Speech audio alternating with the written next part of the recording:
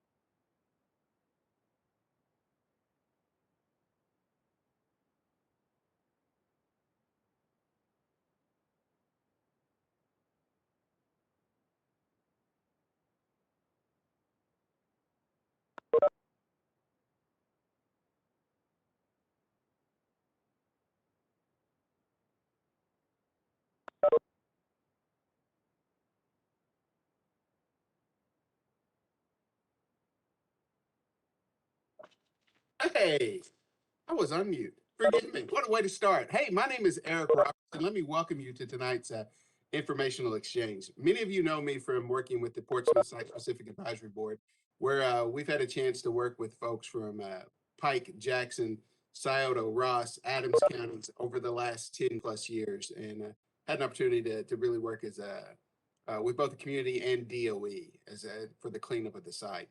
Um, Let me welcome you to this first of what's going to be several informational exchanges over the next few months, focused on the environmental data associated with the environmental restoration and the D&D and the eventual future cleanup of the Portsmouth Gaseous Diffusion Plant. Many of you know it as the A plant. We call it the port site, but it's all the same chunk of land, and we're good for that. It's located in Piketon, Ohio. So tonight's exchange is a virtual event, right? So we are going to you can find the presentation materials and links to both the WebEx and the YouTube platform, which this is being simulcast on at portsvirtualevent.com, portsvirtualevent.com. And there you're going to find multiple ways to engage with us, right? So you can have your voice be heard by sending a question via email, ports-demo-questions at pppo.gov. You can add your question to the chat feature on the YouTube stream. You can add your question to the chat feature on the WebEx stream. So if you need to find those, the chat feature on YouTube is on the right-hand side. You can just go there and it works like a text machine. For those of you following along on WebEx, typically at the bottom of your screen, especially if you're on a laptop or a tablet, you're going to see a what looks like a little text bubble. You can click on that and you can join in the chat right there. And as a matter of fact, if you want to just try it out, we would love to see where all these folks that are jumping on. One of the great things about the environment or the virtual platform is that we reach a much larger and broader area. So if you want to in the chat, if you'd be so kind, throw your name and where you're from in the chat, and just so we can see just how far our reach is tonight. That'd be really outstanding if you guys would help us with that. So your name and where you're from in the chat, and we'll try that out. All right. So and then at the end of the evening, we're going to have a public comment session, and we'll get into the details on that in a little bit. But we do have the chat in YouTube, the chat in WebEx, we'll have public comment in a little bit, and then you can send your questions via emails.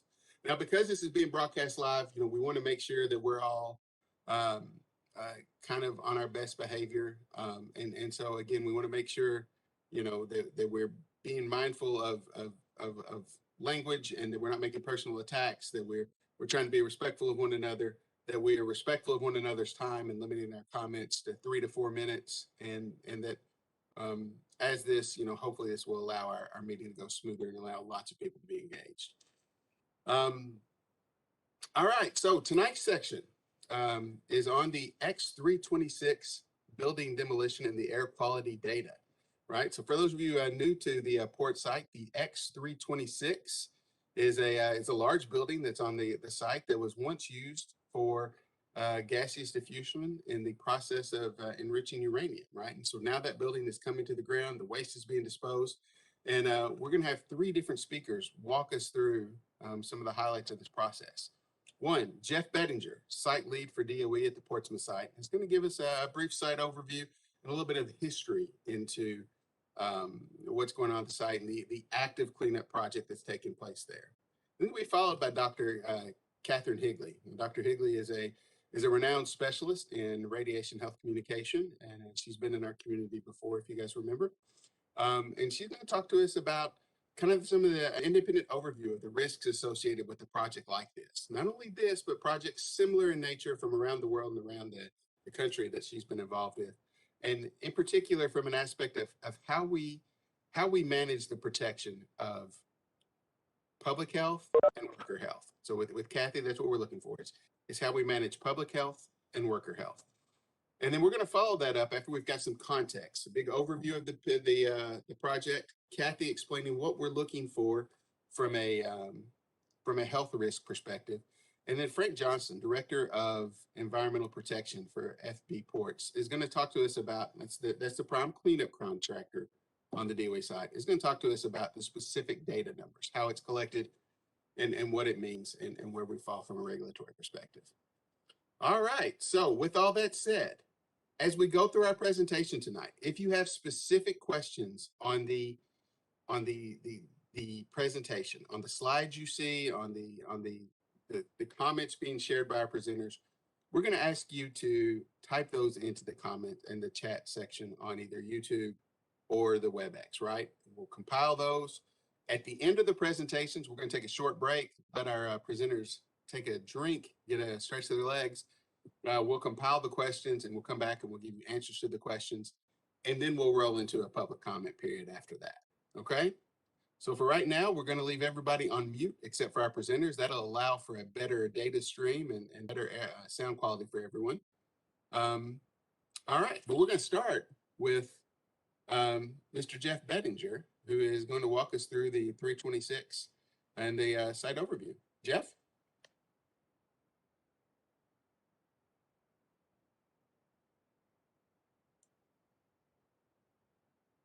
Okay, thank you. I believe you can hear me now? Yes. Okay, very good, very good. Thank you very much. I'm Jeff Bettinger. I'm the Portsmouth site lead. Can I have the next slide, please? So a little bit on my background. I'm not going to go through and read this. I think that you can. I will tell you that, yes, it is not a typo. There is 45 years of experience, and I'm just well preserved. But I've done work similar to this in a lot of different venues, and this is, I think, enhanced my ability to make sure that we're doing this safely. Everything from chemical weapons to medical waste to land and ship-based nuclear facilities. Can we have the next slide, please? I'm going to give you an overview of what we're doing, the status of the operations on the site, and just how we plan for something like this. And then I'm going to turn it over to Kathy, who's going to talk about managing risk, and then it will go on to Frank. But so in the Portsmouth site overview here, this is a photograph of the facility, north side looking south. I think a lot of you are very familiar with what we're showing here. This is the industrial area of the site within the perimeter road, which is a 7.5 mile road that rings the industrial site. That's about 1,200 acres of the nearly 4,000 acre reservation that we have here. Started operations here about the same time I was born, in their early 50s. And we started the cleanup mission in 1989. We focused mainly in this discussion and in our initial planning here on the 3 large process buildings that you see here. That's where the actual uranium enrichment took place. To give you a sense of perspective, those process buildings are 30 acres each, so they're about a half-mile long. And then besides that, because Ports is like a city, we have water treatment, sewage treatment, a fire department. We have over 400 structures and facilities that supported the operations here. And we'll be doing a deactivation, demolition, and cleanup of those facilities also. May I have the next slide, please? We like to plan things out. We like to make a plan and then work our plan. The big picture of how we're going to clean up this site is no different than that. We're working on the large process buildings first. Those are the most challenging things. Plus, it gives us space on the site to do other activities and to approach the other facilities. We started with the 326, which was the high end of the process cascade when we enriched uranium. Technically, the most difficult building because of the type of activities that went on there. We go in and we deactivate the building, which means we take a lot of the radiological constituents out of it. For example, in the 326, nearly 94% of all the radiological material was removed, including all the process equipment and a lot of piping. Mainly what's left in there is debris, concrete, I-beams, structural components, and there is some piping and other components that we've sampled, and they meet the waste acceptance criteria, which we'll talk a little bit more about later for the on-site waste disposal facility. Following that, we want to take that skilled demolition crew and move them right to the X333. We're in the process of deactivating that now, and then once we complete that deactivation, that crew will move to the 330, and the demolition crew will follow them as we go through it. You can see that it's about 10 to 12 years to complete the demolition of these facilities. And then we'll start on the balance of plant. Now, the material that's in these buildings, the construction debris, will be going to the on-site waste disposal facility. And I'll talk to you a little bit more about that in a minute. May I have the next slide, please? This is a picture of the 326 process demolition. I noticed before we started the meeting, there was a great slideshow that was going on. Showed you a lot of photographs in addition to this one that shows the demolition progress there. This shows what we're doing at the 326. This is probably a 2-week-old picture. The areas that you see sticking out there have been pretty much demolished, and it's almost a straight line going across. You can see that we accomplished the demolition using standard industrial equipment, excavators, long reach excavators with shears on them. A couple of other things I want to point out here are that you see these items here that are there with the blue extensions going off from them. Those are actually foggers. We use those to spray water with some enhanced materials in it, like a surfactant, that we spray over the material to stabilize any dust. This has been found to be very effective in demolitions across the nuclear complex and even in the industrial arena. This is a proven technology for doing this. In addition, we're also able to put fixative in these units, and we use that to stabilize the debris piles to make sure that nothing will blow off of them. And so we're able to spray either fixative or just plain water or a mixture of both on there as the conditions necessitate it. We completed deactivating this facility in early September. We did develop a very detailed demolition design plan. In that, we talked about how we were going to be monitoring at the building, how we were going to proceed, the type of equipment we use, the plans and procedures for doing it, the containment measures we were going to put in place. For example, we have constructed a berm around the entire building that collects the water. And from this, the fixative application and any rain that will come off of there, and we take that water and we treat it and sample it before it's sent out to one of our permitted outfalls.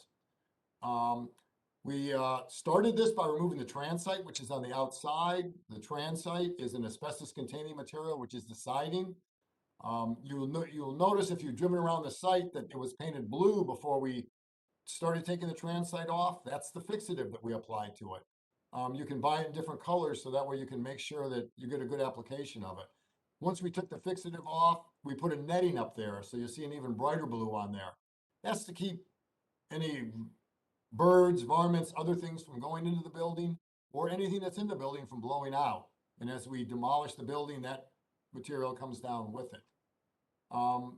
As you can see from the slide, we started our structural demolition in May, and our goal is to complete 4 of the first 10 sections in this calendar year. We have 2 of them completed. And we anticipate having this demolition complete, that is the building down to the slab, in 2023. May I have the next slide, please? There are 3 key aspects that go on simultaneously associated with the cleanup of the port site. The first one is obviously the demolition of the facilities, the deactivation and demolition of those facilities. Another one is where we're putting that material, which is the on-site waste disposal facility. But a third and equally important aspect of this is the excavation of the contaminated plumes within Perimeter Road. As you see on the right-hand side, you see several areas that are designated in purple in there, and then a couple that are designated in yellow. These are abandoned landfills and also plumes, areas where the groundwater got contaminated with industrial solvents typically. And this was something that was a major part of our negotiations or the planning of this with the public and with the Ohio EPA. And based on community input, we determined that this soil from these contaminated plumes is a good material to use for engineered fill, which fills the gaps in. When we take the debris and take it up to the on-site waste disposal facility, it's irregularly shaped. And the on-site waste disposal facility needs to be structurally sound because the material is going to be put in there, and it's in there for permanent disposition. And so we take this engineered fill, this soil, and we're able to take it up there and fill the voids with it. We use about 2.5 cubic feet of soil for every cubic foot of debris that we put in the on-site waste disposal facility. And this works out very, very well, both to save us money from having to purchase soil to put in the on-site waste disposal facility, but the big benefit is that it will be cleaned up, and it's a large contiguous site that's available for reuse, which is good for Southern Ohio to help to bring to replace the jobs that were associated with the operation of the plant. May I have the next slide, please? I talked several times about the on-site waste disposal facility. This is an aerial photograph of it. We've been able to really enhance our ability to monitor and track these things with drones these days. But as you look over here, this is a photograph of the site. On the left-hand side, you can see cell 1. We completed that last year, and it is accepting waste. You can see in there that activity is actually ongoing. We started putting waste in there in May, concurrent with the start of the structural demolition. You can see there's some darker areas in there, which are the active waste piles. We call those actually grids. The entire cell is divided into grids, and a truckload of waste will come up there, and it will go into a specific grid so that we're able to keep track of where all this material goes. You also see that it's tan because that's a large amount of soil that's in there, and we cover it with soil, and we build these grids up with the soil as we're doing it. On the right-hand side here, you can see cells 4 and 5. These other 2 cells, between these cells 1, 4, and 5, they're designed to contain the debris from the demolition of the 326 facility and a little bit more. What you see there is the construction of the liner that's underway. The liner is a very complex engineered system. You can see a diagram of it here. The part that you see right now being put in place is the secondary barrier liner. That is the area that's on the bottom of the liner system, so to speak. Above that, we'll put a leak detection piping system in there. And then there'll be another primary barrier liner that goes in, which is very similar to this. And then above it, the leachate collection system and the debris will then be put above it. And then there's also a complex capping system, which is very similar that you can see on the right. All the material that goes into the on-site waste disposal facility does have to meet a waste acceptance criteria.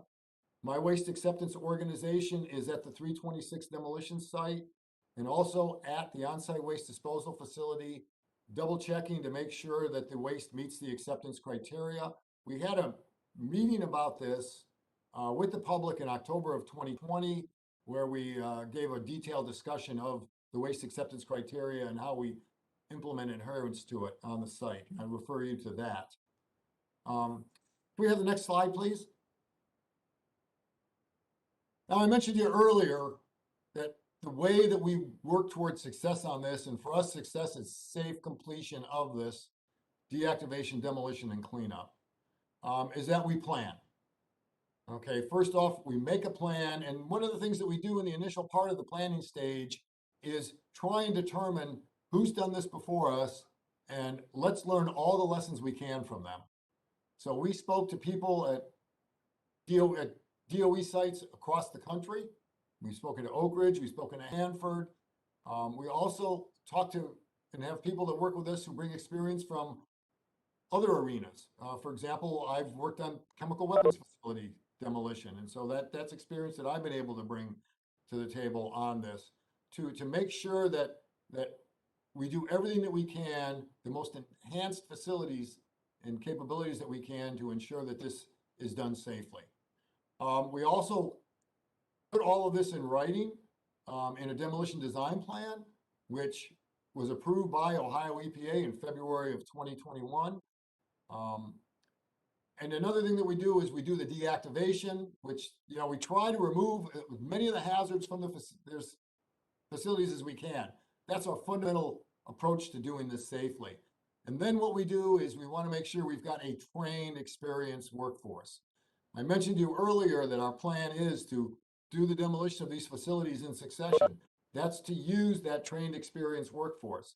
And these people that we brought in that are operating the equipment that are in there, these are trained operators. These are people who have done demolition in this similar equipment before.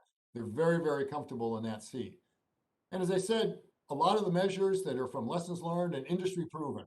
The foggers that we use are industry proven, the shears, the what we call the yellow iron, all standard equipment that we're using. May I have the next slide, please? We take these lessons, and when we can't remove a hazard by doing the deactivation of the facility, then we put in an engineered control to ensure that we can contain it. Okay, I talked to you a little bit about how we put water berms around the facility. The entire 326 facility is surrounded by a berm where we can collect water. And then we have pumps that will take that and pump it into the on-site treatment system, which treats it for, first the solids are removed, and then it treats it for organic, inorganic, and radiological materials that may be in there. And then this water is, we sample and monitor this water, and then it's discharged to one of our permitted outfalls. So we have both rainwater that goes into this, and then also our dust suppression water goes into it, the water that we apply. And as I say, there's a nice photograph here of that fogger. And incidentally, you see that in the middle of the debris piles, that is actually remote controlled so that an operator can be safely away from the demolition site and move that in and spray the water where it needs to be. Air is constantly monitored. We monitor the wind. We want to make sure, because this is an open air demolition, that the wind is below what we call a limiting condition of operation for us to be able to operate here. If it's a very windy day, we will not do demolition. And that's one of the things that Frank will talk about later, is one of the limiting conditions of operation. In addition, we've also put a network of air monitors. and alarms in place to make sure that this is covered. Frank's going to talk a lot more about that. May I have the next slide, please? I'm going to briefly tell you that we've got real-time monitors that are out there that are adjacent right next to the demolition site that'll give us immediate feedback. You're going to see the results of some of those monitors in a little while. We also worked with the Ohio EPA and Ohio Department of Health. I'm very proud of this, to co-locate 23 air monitors. We have 18 of radiological monitors that are located adjacent to our current monitoring system that we had in place. In addition, we also installed 5 new monitoring systems that monitor for chemicals and also radiological materials, where we have a dual set of monitors, one that's the Ohio EPA's and one that's the DOE's, and then also the Department of Health. And that data is all, it provides an independent confirmation of the work and the data the DOE takes, and that is available to the public on our Pegasus website. And now I'm going to turn it over to Dr. Higley, who's going to talk to you about managing risk. Thank you.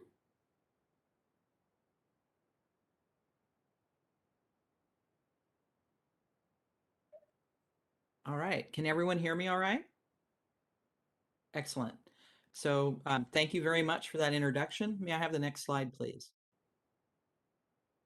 Just like Jeff had pointed out, I've also been in the field for a long time. This is just a brief statement, and you can read it later at your leisure. But I've been doing work in radiologically contaminated environments for a little more than four decades. So next slide, please. So we're going to talk a little bit about risk and risk management in regard to the demolition activities. And one of the things I wanted folks to recognize is that this concept of acceptable risk varies. It varies depending on, say, your employment, where government agencies, state, federal agencies may have regulations that specify acceptable risk. You have recreation, where it's really about your choice in managing what your risk is. And then home life, which is sort of a combination of actions by your choice, but also underpinned by government regulations, safety standards, for example. Next slide, please. So we're going to talk about the activities that are taking place at Portsmouth in terms of the decommissioning and some of the efforts that are being taken to manage this risk and to put things in context. Next slide, please. So there are different visions of what the Portsmouth site is going to look like ultimately, but this is just one example. And the point being is that achieving any sort of endpoint requires that you have to decontaminate and then demolish and ultimately remove some of the buildings and structures that are there. Next slide, please. So how do you achieve this particular endpoint? Well, as I mentioned before, in managing risk, there are requirements. There are federal, state requirements that require you to protect the workers, you have to protect the public, and you also have to protect the environment. So these are the requirements that dictate how you are going to sort of manage your operations.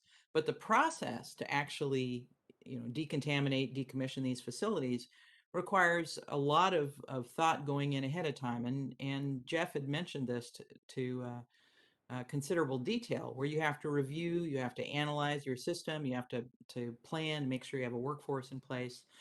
And one of the important things in the context of what I'm speaking to today is that you need to think about, how are you going to measure your locations for safety to confirm that what you're doing is in fact meeting appropriate requirements. So once you've sort of picked where these locations are, then you can go on to do your decontamination, your decommissioning, and deconstruction of your facilities, and ultimately release the site for redevelopment. Next slide, please. So with regard to air monitoring, again, one of the things that Jeff mentioned was that there was a lot of information gathered on wind speed. And One way that it's depicted is by a device called a windrose, and that's showed here on the left-hand side of the slide. Is that you use monitoring stations, potentially multiple monitoring stations, and you collect data for months, years, even decades, and you're able to sort of see both daily, seasonal, decade-long trends in wind direction that lets you know. In this case, the windrose is showing the percentage of time the wind is blowing from a particular direction and also the wind speed. So that gives you an indication. Does the wind sort of come from all directions on average, and is it a pretty windy place or not? And once you have that information, then what you can do is you can figure out what the best place to place your air monitors are. And it depends on the kind of work that you're going to be doing, but it gives you a lot of information in advance so that you can conduct the work safely. Next slide, please. Now, because they're working with both radioactive and non-radioactive constituents of concern, you need to pick the right kind of monitors. And so one of the devices that's in use at the Portsmouth site is something called an ICAM, which is an intelligent continuous air monitor. So this is an air monitor that's able to look, for this particular case, for alpha particles and beta particles, which are indicative of the radiological contaminants that they're concerned about. It can monitor the airborne radioactivity. It has set points. It can correct for background. It can also track air concentrations over time. And so these devices can be put in close to where your workers are so that you know the workers are being protected during the process of demolition. Next slide, please. With regard to monitoring the radioactivity in air, for the ICAMs, for the close-in workers, they use something called, it's monitored using a DAC and a DAC hour. And a DAC stands for a derived air concentration, and it's a measure of how much radioactivity is in some volume of air. It's focused for worker safety, and again, it's set to protect the close-in workers. They use both DAC and DAC hour. A DAC is a dose rate. 0.8 of a DAC is about 2 millirem an hour. 2,000 DAC hours gives you the annual regulatory limit, 5,000 rem to a worker, and 1 DAC hour gives you about 2.5 millirem. And the question is, why 2,000 DAC hours? That was developed so that you could have a worker who's working 40 hours a week, 50 weeks a year, 2,000 hours per year, could be in an air concentration and not exceed their annual limit. That was the intent for using DAC hours. Really strange terms, but it's a worker-focused, worker safety term. Next slide. Now, just to sort of put these things in perspective, they're monitoring for radioactivity in close and also at the boundaries of the site. We do have natural radioactivity that needs to be accounted for, and this graphic shows on the left-hand side the variation in natural radioactivity in soils across the United States. That's the top left one. And the bottom slide, or the bottom section, shows the variation in radiation that comes to us because of the sun and because of radiation emanating from the cosmos. And those range up to almost 100 millirem a year each. In addition, we get medical exposures, x-rays, CAT scans, things like that. So on average across the United States, you're seeing about 600 millirem per year. Now, to put the port's activities in perspective, for the public surrounding Portsmouth, they receive from all activities across ports less than 1 millirem per year just from the activities at the site. The workers on average in the most recent reported year is about 60 millirem per year, which is a little bit more than 1% of what the regulatory limit actually is. Next slide. So in addition to monitoring for airborne radioactivity, they also monitor for airborne particulates. And you'll hear more about this when Frank gives his talk. And the airborne particulates that they're really interested in are something called PM 2.5 and PM 10. And the important thing to note is that the National Ambient Air Quality Standards that are part of the Clean Air Act have both annual average and 24-hour average limits on the concentrations of these particular particulates in air. Next slide, please. Now, the reason we focus on PM10 and PM2.5 has to do with the size of the particles. Particles are described roughly based on the size. And so, for example, fine beach sand is about 90 microns, or 91 millionth of a meter, and PM2.5 is 2.5 microns. PM10 is 10 microns. And the reason these are important is because the PM2.5 and PM10 are small enough they can get in through your nose, they can get into your lungs, and PM2.5 can get even deeper into your lungs as well. And so the focus on these is one of safety. Next slide, please. Now, the National Ambient Air Quality Standards, as I mentioned before, lets you do have short-term elevated air concentrations, and that's something that's necessary when you're knocking down buildings. You know, Frank talked about the process in place to use misters and foggers to help knock material out. The larger size particles settle out very, very quickly. The smaller ones, PM 2.5, 10, can be transported a little bit further, but the process of fogging, misting help knock them down to restrict the transport of these particulates off-site. Next slide. This is just an example. This is not from ports. This is from another DOE facility. This just shows you when you're doing some demolition and decontamination that you get this kind of classic bullseye figure, which makes a lot of sense because you get the most airborne concentration close in to where you are doing your activities. And so at the port site, they have these multiple movable monitors that can move with the work.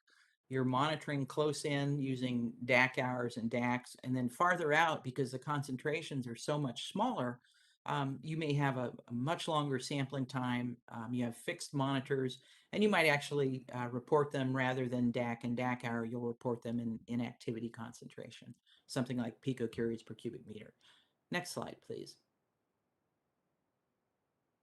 So the point of the airborne measurements are to protect the workers, to monitor the safety and the compliance of the demolition activities, also to protect the public and the environment, and ultimately to make sure these decommissioning activities meet the applicable standards, both on-site and off-site. With regard to monitoring, they look at airborne radioactivity for alpha and beta radiation, and these are reported in DAC hours, and they monitor the particulate matter for the sizes PM10 and PM2.5. Next slide. So in summary, this concept of what is acceptable risk, it varies. Regulations underpin standards for work. They also can underpin standards for general living to ensure activities for people off-site are safe as well. The goal of this remediation is not to eliminate all the risk from the site, but to make sure that it's reduced to an acceptable level for the public, the workers, and the environment. And as always, safety is always part of consideration of this process. So thank you very much. I look forward to speaking with you after this is completed, and I turn it over to Frank. Thank you, Dr. Higley. My name is Frank Johnston. I am the Director of Environmental Protection for Fluor BWXT, the D&D and remediation contractor here at the Portsmouth site. I won't bore you with these qualifications, just to say that I have 37 years of experience, a few years as a state regulator, but the majority of my experience has been on D&D and environmental remediation sites like here at Portsmouth. Specifically interested and experienced in emission control systems and wastewater treatments. So you've seen this diagram before, and the balance of this presentation is try to give you as much information as we can on the air monitoring that is being done here at Portsmouth for the demolition activities, as well as just the site-wide remediation that's ongoing. Dr. Higley identified the windrows. We do an update to the windrows annually. This is a windrows from 2020. Every year, we take the raw data from our on-site meteorological stations and provide it to a meteorologist who provides us a number of outputs, but one of which is this windrows. And this gives us good information upon the direction and intensity of the wind that is experienced at Portsmouth. It doesn't vary. It varies a little bit year to year, but not dramatically. So we use the windrows, we use best practices, we use engineering guides, input from the community and others to then develop a robust air monitoring network. And that's what's depicted here on the right-hand side of that particular slide. And it's really a layering of the air monitoring stations that we have put in place. You'll notice, first of all, that we have air monitors essentially in every direction that the wind might blow. The other thing that you would want to notice from this is, again, I mentioned the layering. We have air monitors at project boundaries. We have air monitors at what's called midfield locations, and then we have air monitors at the property line as well as off property. So we have a number and a very robust network of air monitoring that gives us very valuable data on how we are proceeding with our demolition activity. Next slide, please. It's been mentioned a couple of times already. We do a good deal of planning for projects like this. We had a deactivation effort of the 326 building that lasted from 2011 to 2020. And that was an effort to remove as much contamination as possible. Jeff indicated process gas equipment was removed, some piping was removed. We drained oils, liquids, we removed hazardous wastes. An extensive asbestos abatement effort was undertaken. All of that to get in to prepare the demolition of the 326 building. So we have the air monitoring network, and we have the removal of these things, but it helps us then to decide on what the contaminants of concern are that we should be monitoring for. We do still have, just based on the operational history of the 326 facility, that there are some residual contaminants, both radiological and non-radiological, within the 326 building. There's also contaminants associated with materials of construction themselves, contaminants relative to the structural steel that's there, the concrete that is there, those types of things. So we have developed an extensive list of contaminants of concern. It would include radiological contaminants, as an example, uranium and technetium, as well as non-radiological contaminants, such as heavy metals, which would include chromium and nickel, copper. Asbestos is one of the contaminants that we monitor for volatile organic chemicals. There's some use of degreasers and solvents in the operational history of 326, such as trichloroethylene, as well as PCBs that was used over its operational history in some of the electrical equipment and some of the ductwork gaskets that are in the 326. Slide, please. So we've got the contaminants of concern identified, and we went ahead through the design process and went through a very extensive air modeling effort. This was an attempt to understand not only the emissions that might come from the 326 demolition activities, we also modeled the other remediation projects that were ongoing, so that we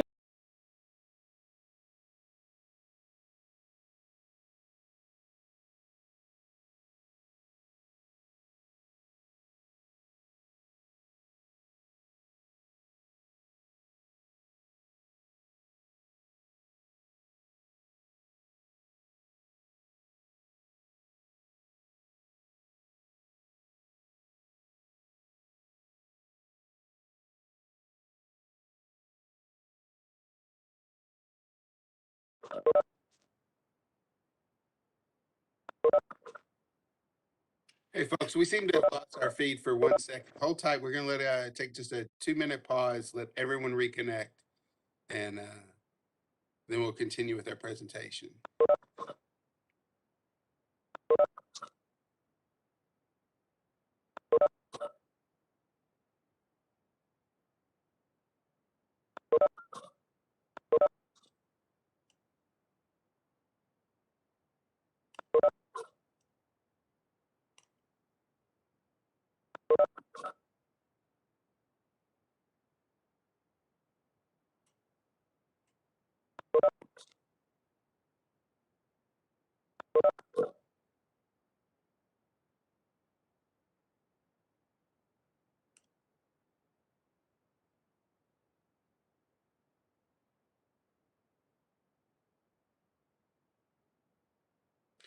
Hey, Frank, we still have folks rolling back in.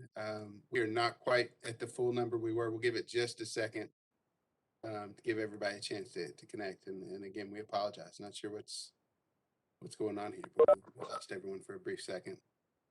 Thanks for your flexibility and your understanding.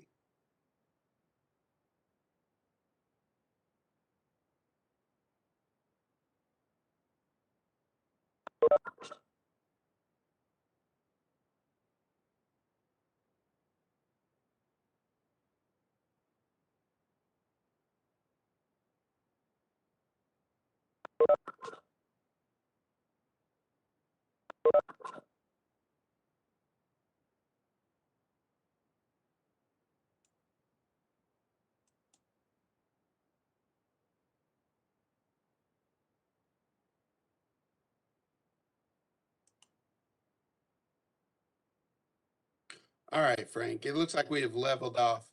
Again, I apologize for that delay, but we'll start from where we paused. Okay. Well, thank you. Love technology sometimes. So I was describing the air modeling effort that was undertaken during the design of the 326 demolition.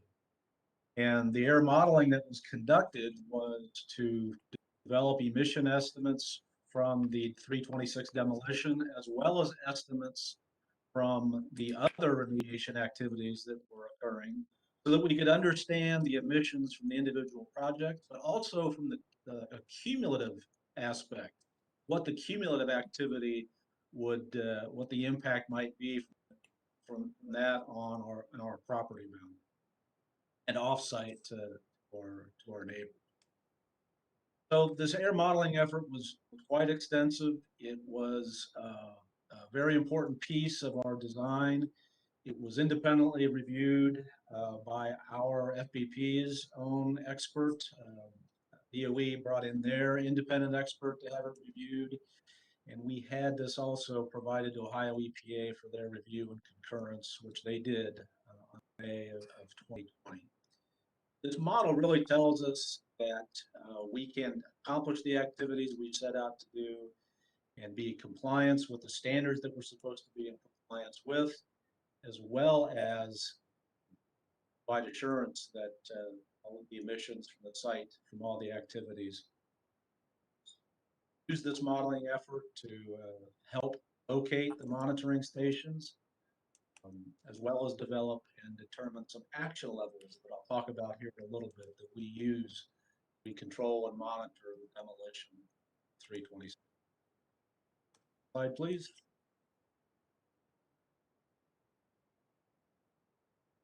These are just examples of the air monitoring stations that are located throughout the Port's property.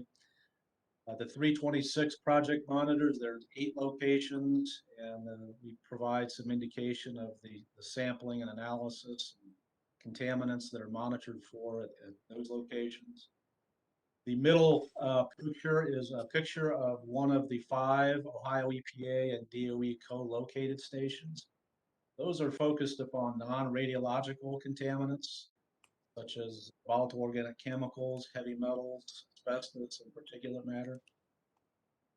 And on the far right is the Ohio Department of Health and Department of Energy co-located sampling stations, the 18 stations that are around the site as well as off property that are primarily used for the monitoring of radiological constituents, radiological isotopes.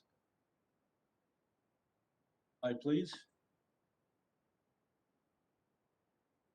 So this is a draw or a picture of the 326 building. In the foreground is 326. It's going from south to north. The south end is where some of those demolition debris piles are, and heading north is then, you know, the northern part of the facility.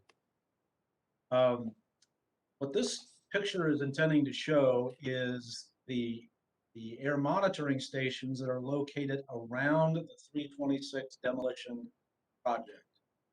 There's a couple things I would like to point out here. The green dots are what's called midfield sampling locations for certain radiological constituents. There's 3 pink boxes to the west, the left-hand side of the picture, that are some recently installed ICAMs that you heard Dr. Higley mention. The ones I want to focus upon are the ones in the red triangles. Those are the real-time alpha and beta ICAMs. And those are mobile, meaning that those will move as the demolition progresses north. Blue boxes represent some of the multi-contaminant air monitoring stations that we have. There's 6 represented there. 4 of those 6 are mobile as well. They will move with the demolition as it proceeds north. Next slide, please. This is just a couple of pictures of some of the air monitoring equipment that we have. The one in the top left corner of the slide is one of particular importance for today's discussion, and that is a real-time particulate matter sampling. Next slide, please. So we have all this monitoring equipment, and we want to ensure that it's available to us to ensure that we have what we need to begin to do the daily work so that we can monitor effectively all the activities that are ongoing. So we do a daily go, no-go determination, where we get reports from the field on the operational status of all the air monitoring equipment. And we make a decision on whether we can proceed with the day's activities, or if we don't have enough monitoring stations available to us, then we have a no-go. We will not conduct demolition activities until we have sufficient monitors operationally. Next slide, please. Now I'd just like to focus on real-time air monitoring. This is what we really use for the day-to-day control of the demolition activity. As I mentioned, there are 5 radiological alpha and beta contamination monitors. Those are the ICAMs that has been mentioned. They provide real-time readings and are continuously monitored by a radiological technician, and they have visual and audible alarms if any settings, predetermined settings, are exceeded. We also have the real-time particulate matter sampling devices, both PM10 and PM2.5. Those are at 3 locations around the 326 demolition site, as well as at all 5 of the DOE Ohio EPA co-located stations. These results are reviewed daily by project management, by environmental remediation and environmental protection staff, including myself. And those are also set to send automatic email alerts if predetermined thresholds are exceeded, so that we can, in real time, react, apply additional water, misting, change our operational, react to weather conditions, whatever it might be. Those real-time automatic email alerts give us the ability to react quickly in the field to those conditions that we're experiencing. Slide, please. So this real-time monitoring provides the first line of defense. We have pre-established thresholds that are at the project boundary that helps ensure that any emissions that leave the project boundary are safe. It provides the ability to immediately react to any of those field activities. And one of the things that I failed to mention earlier is that real time includes the weather conditions. We are monitoring those constantly. And you see a picture here of a radiological technician watching the alpha and beta as well as the weather conditions. Slide, please. So I mentioned action level, and we established action levels for particulate matter PM10.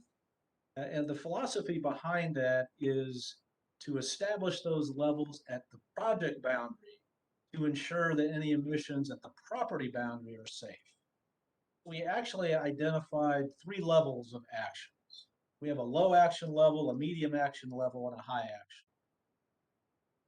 Low action level is basically a heads up. It might indicate that something that we're doing may not be consistent with an operational assumption that we had. Or we might have, the need for some additional, water misting or such, something like that. Medium action level is something where we would have an operational review. That is telling us that there's a probability that some of the assumptions that we may have made in the modeling effort are were outside of those assumptions. And if we exceed 75% of a regulatory standard, and I'll talk about that in a minute, what that standard is, we do a full operational review, including a number of project organizations and support organizations, try to get us back down and keep us within that envelope. If we exceed a high action level, work is stopped. We made a commitment that if we exceed a high action level, we will notify the Ohio Environmental Protection Agency as well as the community. But it's important to remember that these action levels, again, are at the project boundary. The hopes is that if we do have a real issue at the project boundary, that there has been no impact at the property boundary or no significant adverse impact at the property boundary. But if we do exceed a high action level, work is stopped, we caucus, we get corrective actions in place before we move. Slide, please. So this is a chart of real-time particulate matter, and this is for PM10, and this includes 3 monitoring stations.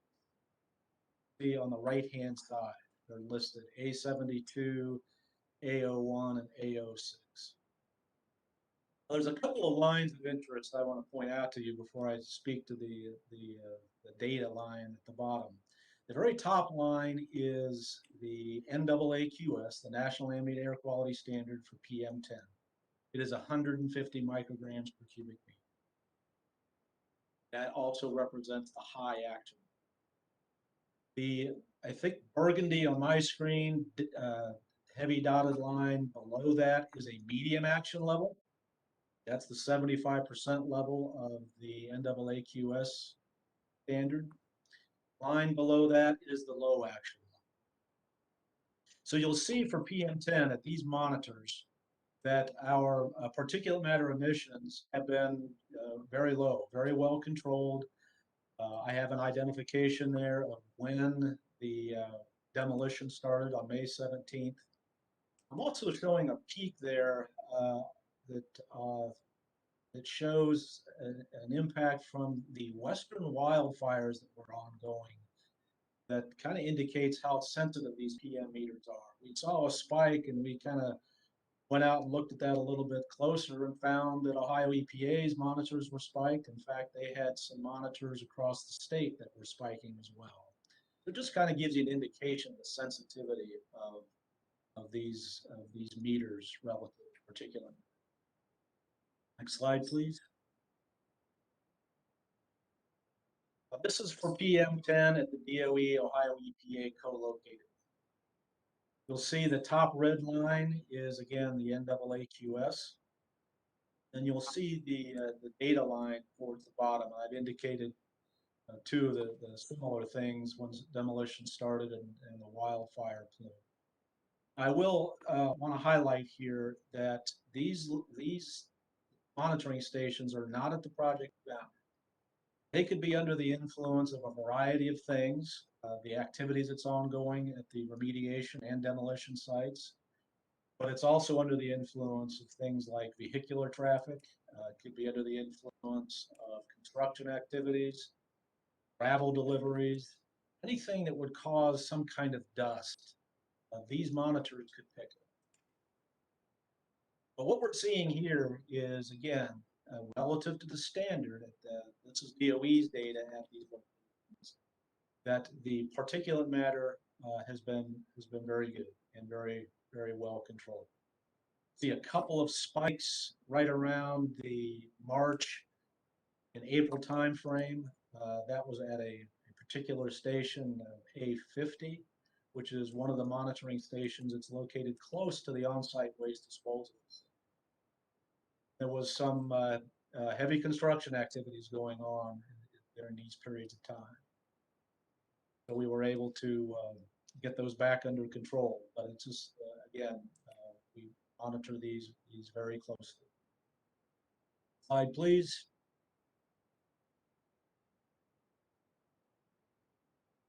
Similarly, the next two slides are parts of PM 2.5. This one shows at the project locations at the 326. It shows the red line is that's the national ambient air quality standard of 35 micrograms per meter cubed.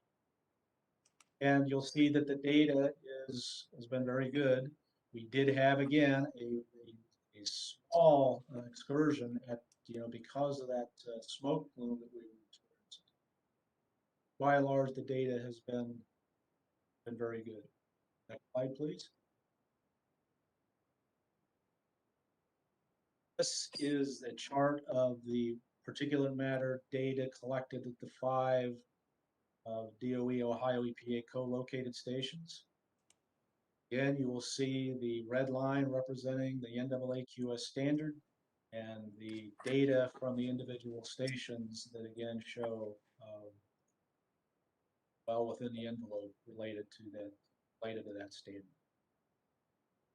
Slide, please. We've covered the real-time particulate monitoring data. Now we want to speak a little bit about the real-time radiological monitoring data based on the ICAMs. Dr. Higley identified the basis of the DAC hour.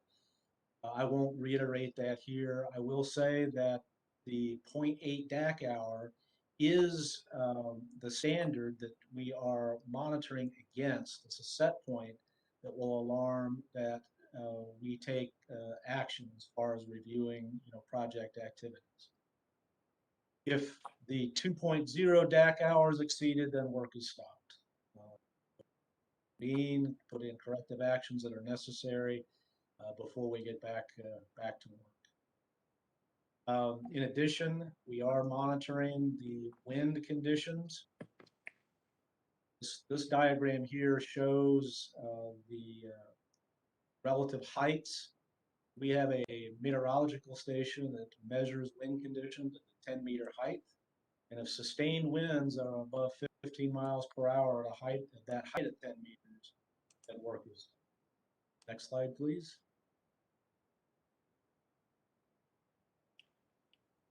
So the actual measurements of the alpha contamination and the beta, as we see, has been very low. The real-time data are supplemented, just so everybody knows, with specific sampling for the individual radiological isotopes. Next slide, please. And this is really the data that we're showing. This is the real-time alpha data. You'll see that the line 0.8 is the alarm, the standard that we're required to stay under. And the data has been very consistent and very much below the standard that we have put in place. Next slide, please. So I think that just a couple takeaways from the data that we've shown today, tonight, is that we are having the PM data recorded to date indicates that we have good control of the fugitive dust. That the application of water and the surfactants and the fixatives on debris piles are proving to be very effective. Radiological releases, similarly, measured by the real-time alpha and beta measurements, indicated those controls instituted are protective of the workers and of the public. The alpha and beta contamination, the beta, as I didn't mention in the previous slide, the beta is very, very much lower than the alpha. Did not show that in a chart. It is very low. These tell us that the controls that we have put in place are protected. The end of my presentation, Eric. I'll turn it back to you. Hey, well done, sir. And apologies for cutting you off in the middle of your presentation. That was, hey, just so everyone's aware, and just so everyone's aware, there is what appears to be a kind of a hiccup with the Cisco WebEx server right now, and we're caught in the middle of it. So we are working through this on the back end, trying to keep this up and streaming. If we do happen to go down in the next little bit while we're together, please just immediately reconnect, and then we will open back up and have things set. With that being said, let's take a little bit. We hit you with a lot of information tonight, with coming from a lot of different directions, and Jeff and Kathy and Frank did such a great job at explaining all that they had to say. But a lot of times it can feel like a lot. We do have access, and you guys, the members of the public, have access to the X326 demolition data website. You can find that at portsdemo.com, www.portsdemo.com, right? And on there, you're going to find things, air monitoring data, frequently asked questions, project updates. So that's available for you. And this is in response to questions and concerns that the community has raised in the past. And so we want to make sure you know that's available and that's there for you. Okay, so at this point, we're going to take a short break. We're going to reconfigure and let our folks stretch their legs, let you get away from the laptop for a minute and get a drink of water. We're going to come back. I have 6:06, so my plan is or 7:06 your time. What if we shoot for, let's do 6:25. Let's take 20 minutes. We will come back. We will fix our Cisco issue to the best of our abilities. And then we will come back. We will answer the questions that have been raised in the chat. And then we will have a public comment section. So if you have any additional questions for Jeff, Frank, or Kathy, in particular for their presentations tonight, please go ahead and throw those in the chat windows. We'll come back and we'll do a public comment, and we'll talk about how to identify that you would like to speak for that when we get back. So the plan is 7:20. Let's be back and we'll be ready to go. Okay. Thanks, guys. Have a great day.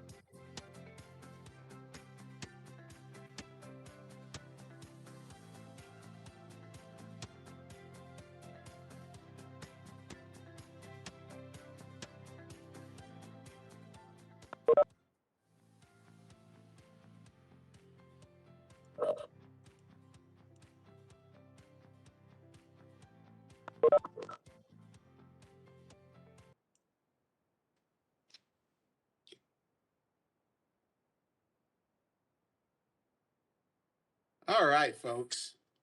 We are just a few moments away from starting our Q&As, and then we're going to go into our public comment session for the night.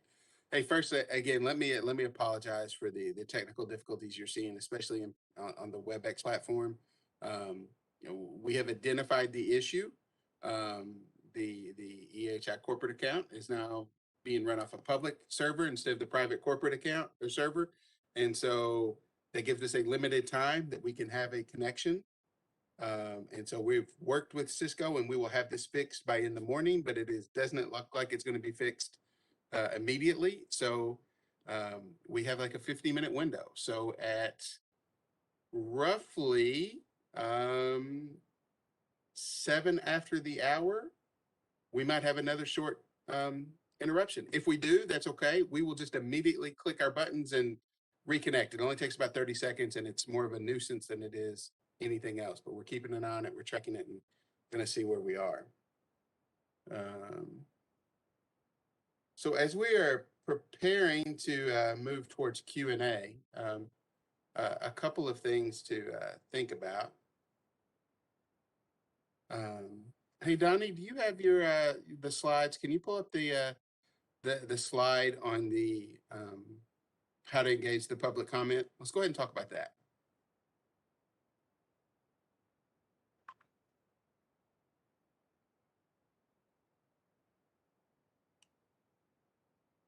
All right, so here's what we're going to ask you guys to do. For those of you that are viewing on YouTube, we are glad you're with us, and we're thankful that you're participating. However, there is not a mechanism where I can capture your oral comments from YouTube into WebEx. So if you would like to provide comments and you're participating or are viewing on YouTube, we recommend you either use the chat function or send your comments to the ports-demo-questions at pppo.gov.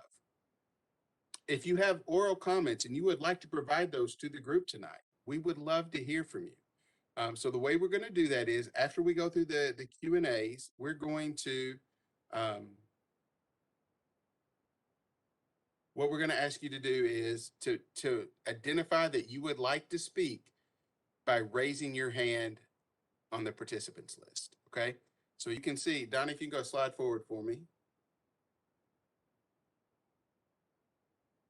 that there's an icon on your WebEx browser that looks like a little smiley face emoji icon with a little plus at the top, right? And that's the reactions button. You click on the reaction button, and it's going to open up a series of options for you, including to raise your hand. So if anyone would like to participate in public comment, if you will go ahead and raise your hand, we can identify you and go from there. All right, so I want to go ahead and if you know you're wanting to participate, you can go ahead now and start raising your hand, and we'll get that squared away.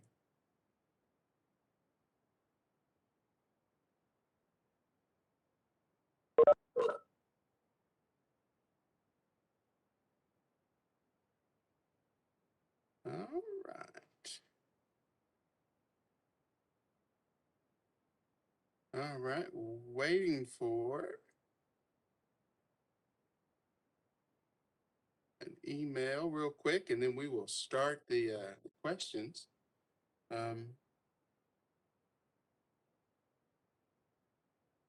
So with public comment, how we want to handle this is we're going to provide up to 4 minutes per participant. At the 3-minute mark, we will kind of give you a warning that your time is nearly up.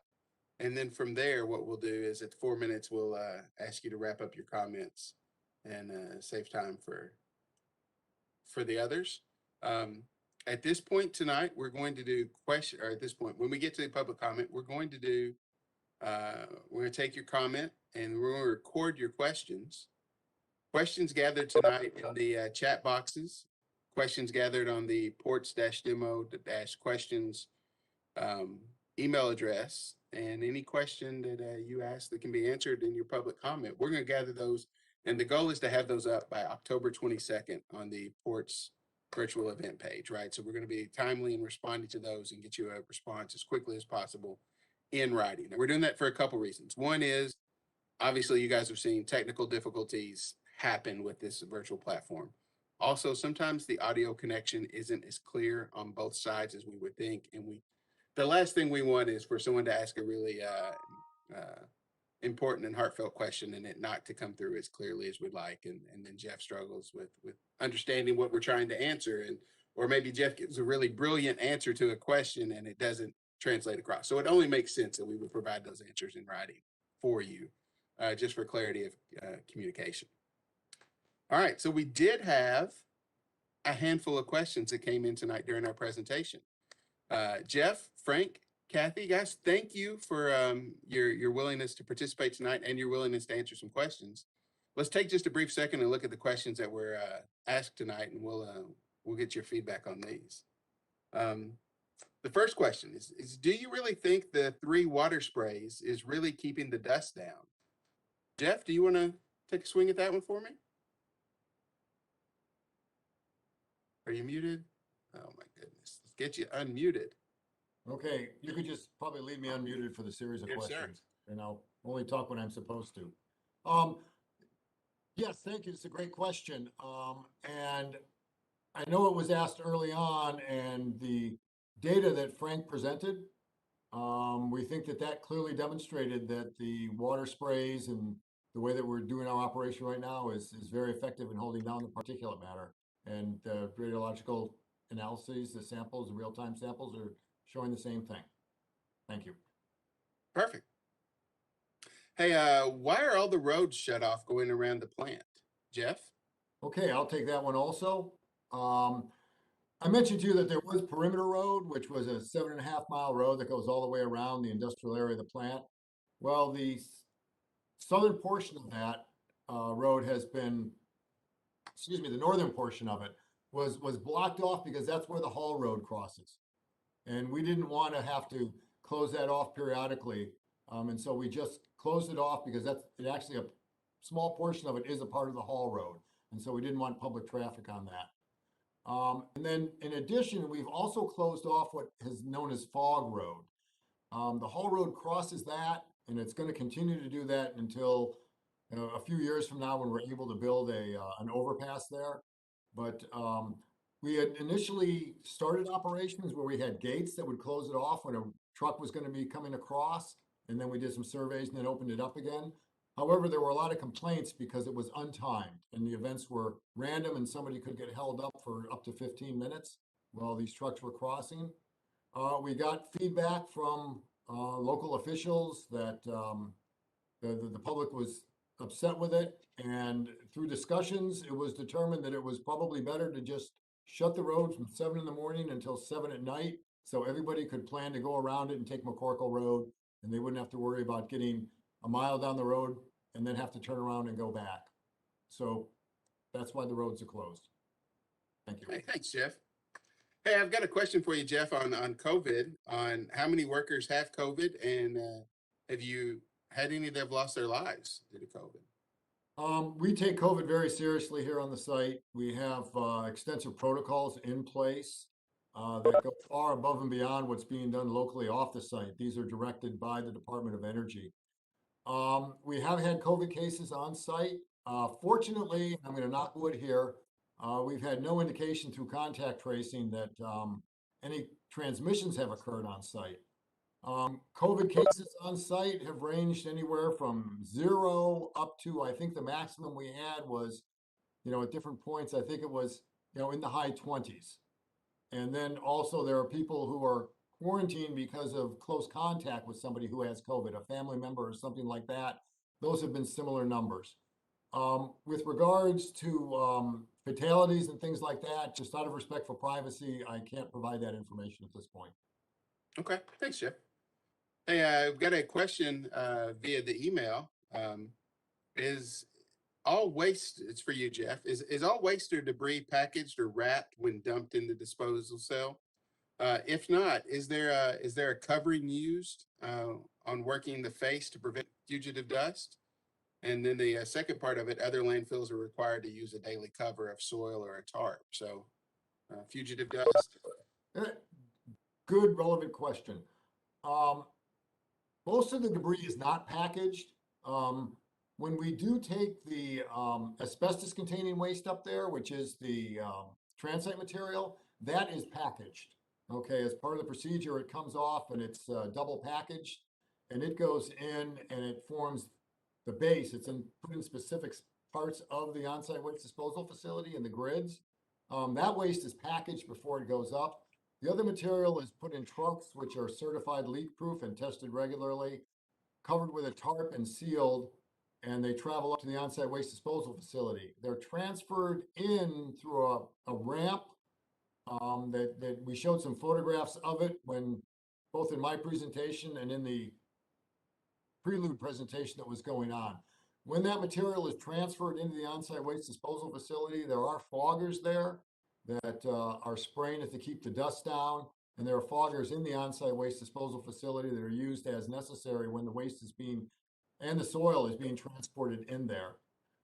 At the end of the day, any debris piles that are still working, we're not required, because this is not a municipal landfill where they have putrescible waste and have to worry about varmints and critters going into it. We're not required to cover it with soil or tarp on a daily basis. However, what we do have in place is a methodology to spray it with fixative, which is it's almost like a waterproof Elmer's glue type of material. And so we spray it with this fixative to immobilize any material at the close of business every day. Thank you. Hey, perfect. Hey, we had another good question that was posted on site, and this one's a little lengthy, so bear with me. DOE documents describing open air demolition of Hanford state that the effectiveness of misting was greatly diminished when wind speeds exceeded 8 miles per hour. Open air demolition activities were allowed to proceed at Hanford until wind speeds exceeded 12 miles per hour, and then they were stopped. Demolition activities are allowed to continue at ports until there are sustained winds of 15 miles per hour or greater, with no limit on gusts. Why the difference in wind speed limit between Piketon and Hanford? And can you explain the science behind the reasoning? And I've been told, yes, there is an explanation, but it's a little lengthy. And so the answer to this is going to be in one of the written comments provided on the website by October 22nd. So come looking for that one. Hey, Frank, I got a question for you, sir. You ready? I'm ready. How many years will water need to be treated from the cell, and how many years total, even post-closure? Well, the short answer is I'm not sure that we know how long it will be, but we do know that water will continue to be generated and treated throughout the operation of the cell and past post-closure. When all the cells are capped and well into post-closure, there will still be water that comes out of the waste and through the leachate collection system. So it Perfect. diminishes drastically over time after a particular cell is closed. But I've had experience at other places where you continue to get some amount of water even after closure and into the post-closure period. And treatment will be provided until water is no longer is coming. Hey, thanks. That's really the answer. But a determined amount of time is not right now able to be estimated. Hey, I see that there are 4 or 5 additional questions that we're going to either answer or talk about our path forward on. So if folks want to start queuing up online for the to participate in the public comment section, now would be a time to look under the smiling face reactions emoji and go ahead and raise your hand, and we'll identify you for public comment here in just a moment. Had another question via email. What other compounds are created when waste comes in contact with water? Of particular concern is the creation of urinal fluoride, and how is DOE going to manage that? Again, that's a question we will answer in written comment on the website by the 22nd. Jeff, a question for you from email. Can the uranium in pipes and equipment get exposed to water, such as rain, and collect at the lowest point and lead to a criticality? This is another good question. extensive analyses were done. We call these nuclear safety evaluations. They were done based on the amount of the samples that we took when we were doing deactivation of the 326, postulated an amount of uranium material that would be left in there. And analysis was done to determine if this material did wash out and was collected in one spot in a low point of landfill, could it cause a criticality event? And the answer was no, that it could not. And these calculations were completed. It's an extensive set of calculations. They were completed, they were done, they were reviewed by the department, and they were also reviewed by the Ohio Department of Health. They called in some subject matter experts from Oak Ridge National Lab to review all of these calculations. Perfect. Thanks, Jeff. All right. So let's see. There's a question via email. DOE experience with dust control measures during demolition has been atrocious. Hanford used fixative and misting and contamination spread approximately 10 miles.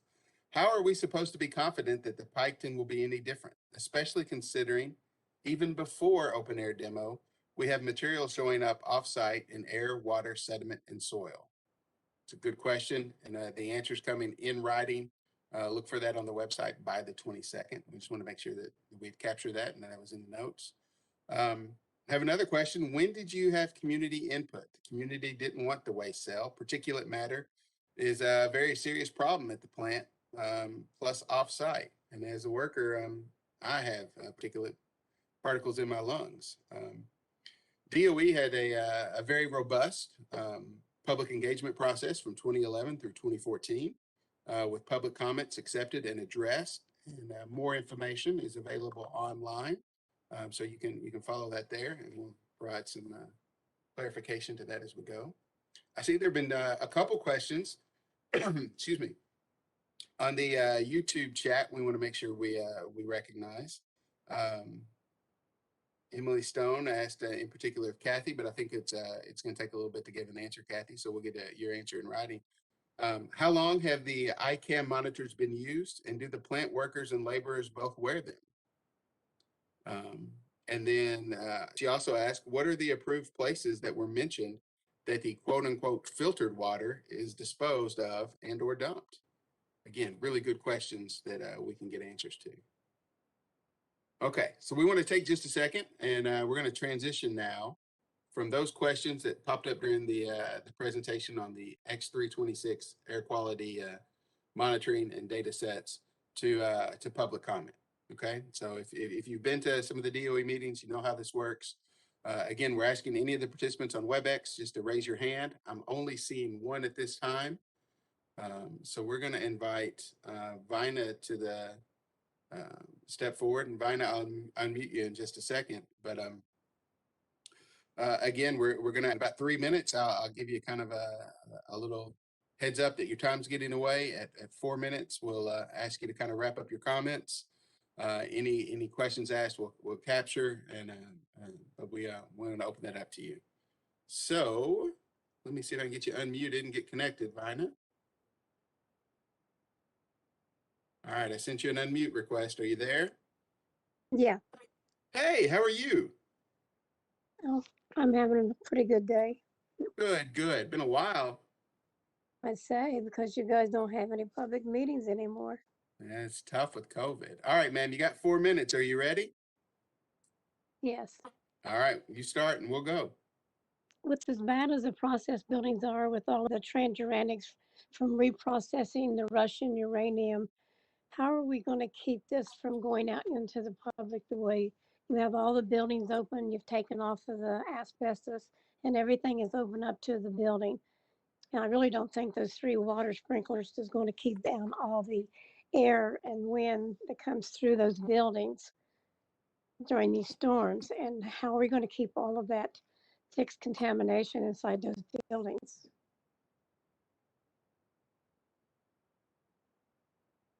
Okay, so we caught your question. Are there other comments from you, Vina, or is that? Will I get a comment from that today? I mean, will you get Probably an not answer to that? Probably not today, but I'll definitely make a note of it, and we'll see if we can include it in the written comments or written Okay, responses. well, I'm really concerned about all of the air particles that's going into the air. And I saw where you're going to get some air monitors, was awarded through some grant money or through DOE money. But I didn't Yes, see ma'am. anything about any water monitors. And we have a very huge problem of what's going off that side in the water, especially with all of this decommissioning going into the holding ponds and going into the overflow of the reservoirs and all of that. What are you going to do? What are they going to do about monitoring the water, the groundwater? And I'm concerned that we're all being exposed to this particulate matter from the cleanup and the way that this whole cleanup is being taken care of without any public input. We don't really know what's going on out there because we haven't had a public meeting or public input. And I'm concerned that you got rid of Dennis Foreman, who is one of the advocates that was for the community, and we don't haven't had an answer of why you got rid of him. And I'm concerned that you're going to put a commissioner named Brian Davis onto this SSAB board. And I'm aware of the commissioners in the surrounding communities are the ones who allowed this stupid waste cell to be put on top of fractured bedrock in the largest aquifer in the Midwest. So it would be a conflict of interest to put any of those commissioners on that board of the Citizens Advisory Board. I'm sorry, I'm sort of down with a bad cold. No, your voice sounds a little not quite yourself tonight. Yeah, I've been pretty sick. But I'm begging that they have a full investigation and have a public meeting. And I hear they're going to bring ATSDR in to do a public assessment. And we know that they came in there before and they lied to the community about their findings. And it's a big concern that the community's not being able to give any real input. So I'm asking for some real input and to have some meeting. And it's my understanding that there's been 4 workers that have died from the COVID from the plant. And I realized that our first COVID patient came from the plant from a girl who went to a party in Cleveland. So I'm concerned about the workforce and how it's being handled for the community. Sounds good. Other thoughts or comments on your mind? You have just a little bit of time left. I'm not really sure. I don't know what you're putting That's okay. in the waste No, that's cell. okay. I'm concerned about the waste cell and stuff that's going in it. And I'm also concerned about when the water, when it's flooding. I hear you have a pipe or something that's going from the waste cell and you recirculate the water that comes inside the waste cell during the rainstorms. So I'm concerned about that. And I do know that you put some new piping down around Wakefield Mountain Road. I think it was Wakefield Nursing Home Road. And I know that you've been in the creeks digging some stuff out of the Little Beaver Creek and another new pipe put in along Wakefield Mountain Road there. So I still keep my eye on you. You definitely do. Hey, that's you have about 20 seconds left if there's any one last thing you want to say. I think press needs to have more input into what's going on at the plant. We've been completely locked out when all the representatives comes in, and we've been here for 35 plus years. And we broke every major story at that plant, and we've been locked out as community input. I know that you talked to the mayor and all the council people there in Pike County, but you left out the only environmental group that's been here for 35 plus years. And we need to have a voice on the, if we can speak. Right now I can't do so good, but we should have a voice on that panel about what's going on in the community. Hey, Vina, that's your 4 minutes, ma'am. I want to thank you for attending tonight and bearing with us through the technical difficulties. And I know you're not feeling great, but I appreciate you being here and speaking your voice. That means a lot. Oh, I just want to say another thing too. I'm Real really quick, concerned. last thing.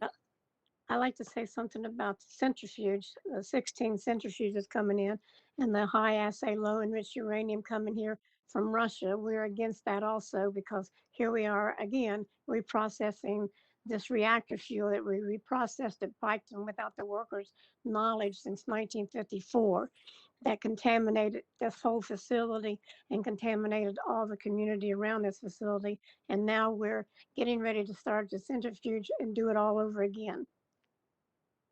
Hey, thank you for your comments, and I appreciate you being here. And Vina, please take care of yourself. Get to feeling better.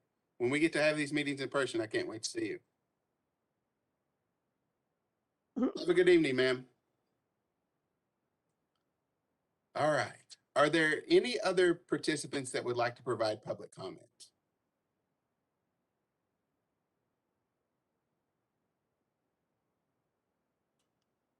I'll give you just a second.